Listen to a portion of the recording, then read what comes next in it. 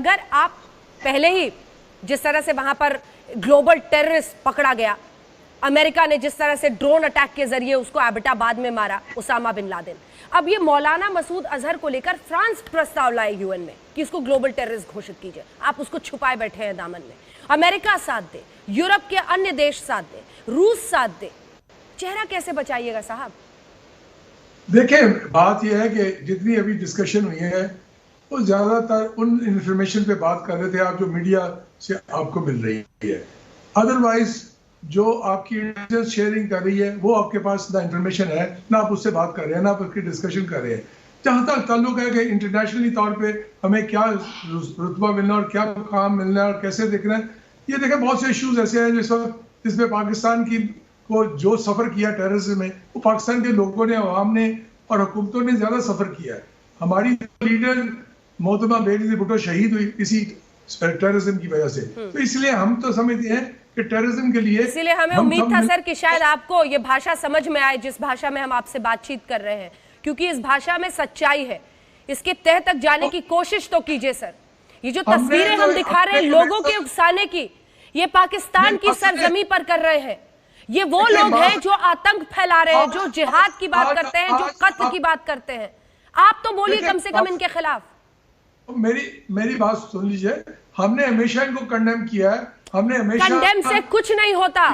पाकिस्तान का इतिहास लिखा जाएगा तो पाकिस्तान पीपल्स पार्टी का इतिहास जाएगा एक ऐसी पार्टी के रूप में जो चुप रही, जिसने अपने सर्वोच्च नेता को खोया। पाकिस्तान पार्टी हमेशा इस चीज की, बेनजीर भुट्टो को आपने खोया इसी आतंकवाद को, लेकिन फिर भी आप मुंह नहीं खोल रहे।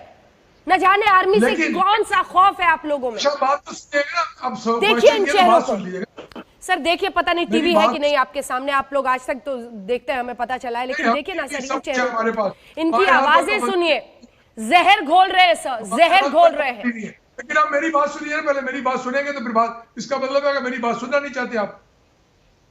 मेरी बात तो सुनिए ना, आपने क्वेश्चन करके तो आपने कट कर दिया कि ऐसे देखा कि मैं कोई बोले आर्गुमेंट्स करने लगा तो आपसे कट जाए। बोले बात सीधी है, तो बातें आप कर रहे हैं, हम भी वही कर रहे हैं, हमारी हुकूमतें भी सब वही बात कर रही है, क्योंकि सफरर हम दोनों हैं। लेकिन जब आप उसको स्टेट टेररिज्म की तरफ ले जाएंगे और रियासत की तरफ शोर करेंगे, वो एक गलत तरीका कार है। आप उनको डिफेंड ना करें, हम आप पर उंगली नहीं उठाएंगे।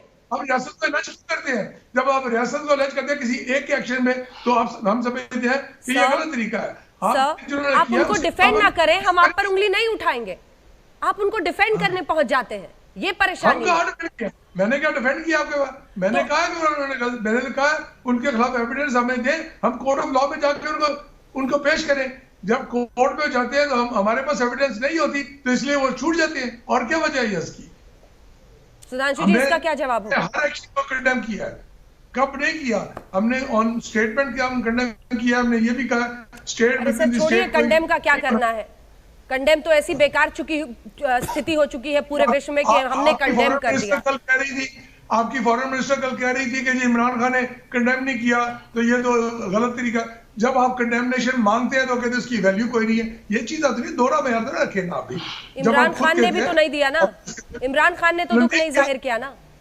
नाविद चौधरी साहब, आपने कंडेम किया तो हम ये तब मानते अगर आप मसूद अजहर से केवल एक बार बुला के इंक्वायरी तक कर लेते कि तुमने ये बयान दिया है, तुम्हारे ऑर्गेनाइजेशन ने ये बयान दिया है, तो ये क्यों दिया है, और इसका इतना तक तो किया नहीं आपने। हम कैसे मान लें कंडेमनेशन?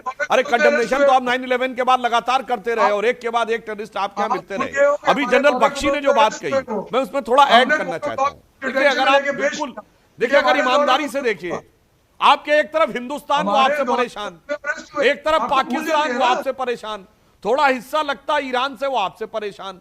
अरे वो तो छोड़िए, ये तो जनरल बख्शी ने कहा, वो तो छोड़िए, आपके अंदर बलूचिस्तान आपसे परेशान, खैबर पख्तूनवा आपसे परेशान, फाटा आपसे परेशान, पाकिस्तान ऑक्यूपाइड कश्मीर के लोग आपसे परेशान, और मशरकी पाकिस्तान तो कब का छोड़ के चला गया आपको, जो आपने जुल्म उनके ऊपर ढाए थे। ये क्यों हो रहा है भाई?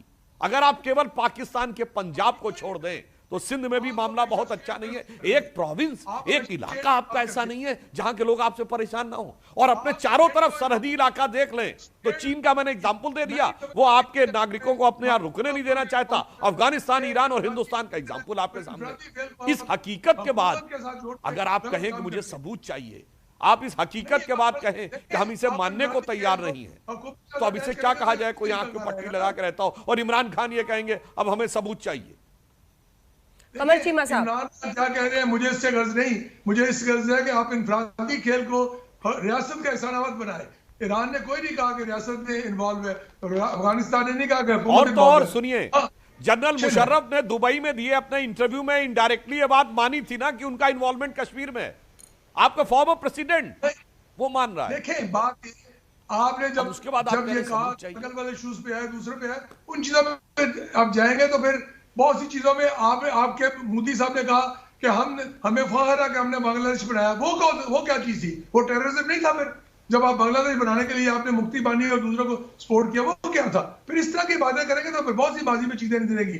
आपके क्या बात कर रहे हैं आप? ये जनरल टिक्का खान ने बांग्लादेशियों के ऊपर जो जुल्म ढाए थे, जनाब ये बताइए वो एक्ट ऑफ टेररिज्म था कि उनको मुक्ति दिलाना एक्ट ऑफ टेररिज्म था? और कश्मीर में आप हिंदू मुसलमान की बात करते हैं, ये बांग्लादेश में आप जिनको मरवा रहे थी पाकिस्तान की आर्मी, वो मुसलमान नहीं है क्या? जो बलूचिस्तान में जिनको मरवा रहे हैं वो मुसलमान नहीं है क्या? बताइए। ये फाटा और स्वात वैली में जिन लोगों को मरवा रहे हैं वो मुसलमान नहीं है क्या? एक्ट ऑफ टेररिज्म था बांग्लादेश में जो जनरल टिक्का खान ने किया था। पवन खेड़ा जी कुछ और उसके बाद 1973 में बलूचिस्तान में जनरल टिक्का खान ने जो किया। खेड़ा साहब,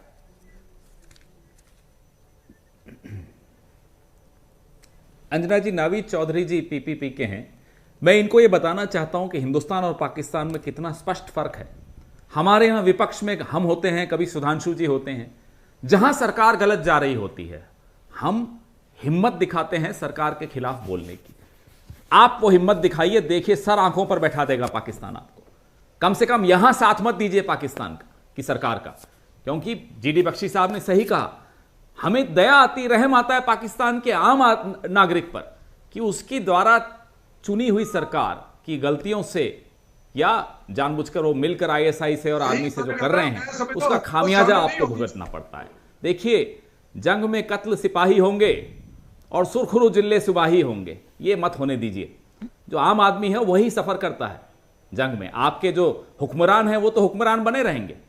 आज मौका है विपक्षी दल के पास पाकिस्तान के कि खुलकर सामने आए, खुलकर प्रश्न पूछे, खुलकर बात करें।